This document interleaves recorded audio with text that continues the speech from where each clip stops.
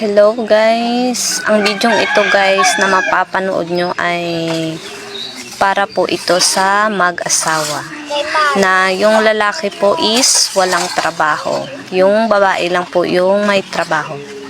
Halina po at simulan natin ang panonood. Camille! Anak ng pitong pating, bingi ka ba, Camille? Ang bingi, kanina pa tinatawag. Mahal, ano na naman? Di ba nagdilin ako sa'yo kanina? Di ba, bago ako umalis, sabi ko ipagluto mo kami ng pulutan. Nasaan yung pulutan? Wala. Nga. Ano ka ba? Tanga? Eh bakit ako? Eh tatlo kayo rito. Bakit hindi kayo magluto? Nagpapahinga na ako eh. Brad, ako. Yung misis pa nang galing sa trabaho, yun pa yung gusto niyang paglutuin ng kanilang pulutan. Para atang gusto niyang magpasikat sa kanyang mga tropa. Hala. Ipagpatuloy natin yung panunood natin. Ako na magluluto, tol. Alam mo naman may talent ako dyan. Alam mo, pre, huwag ka mangialam. Bakit kami ang tatlo paglulutuin mo? Unang-una sa lahat, pamamahay ko to. Hoy, ikaw. Ha? Babae. Kaya kita inasawa para pagsilbihan mo ko. Ha? Wala rin kasing tigas yung ulo mo eh. Ha?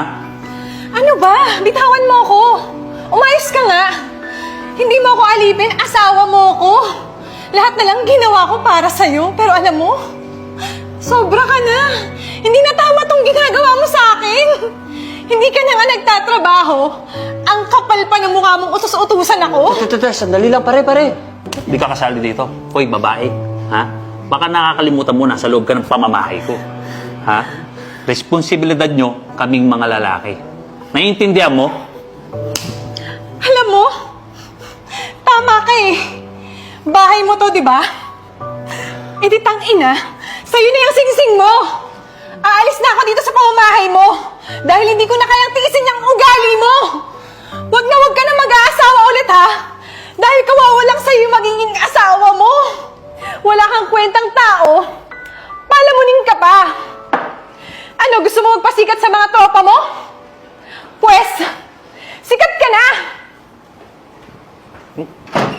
O ngayon, anong napala niya? O di ba makikipaghiwalay yung asawa niya sa kanya kasi hindi tama yung ginagawa niya. Hindi dapat ganun ang natin sa mga asawa natin. Di ba? Kasi nagtatrabaho sila ng maayos para mabuhay tayo, di ba? Ewan ko lang kung anong magiging reaksyon ng mga tropa niya. Tara, panoorin natin ulit. Nom. Shot puno. Chat po na. Teka, sandali lang, pare. Bakit pa naman ginanon yung asawa mo? Alam mo, ang asawa, nire-respeto. Hindi yung ganyan na sinasaktan, tapos ginagago. Iba nga, pre. Bilib ako sa'yo. Kaya mo manakit ng babae. Kala mo proud kami sa ganyang ginawa mo? Hunghang. Dapat sa'yo, ang katulad mo, binubulok sa bilangguan. Pasensya na kayo mga brad. Alam mo, yung pag-aasawa, anytime, pwede akong mag-asawa ng iba. Ang dami dyan. Ano? Shot puno. Shot puno. Pasensya. Sa kanya ka magpasensya. O, di ba? Hindi lang asawa yung mawawala sa kanya, pati mga tropa niya mawawala rin sa kanya kasi sa pinapakita niyang ugali hindi maganda at hindi pwede yun. Masama yun. Hindi maganda yun. Hindi dapat natin ituring alipin yung mga asawa natin. Kasi isinama natin sila sa buhay para maging katuwang, hindi para maging alipin. Sana may napulot po kayong aral sa mga asawa dyan.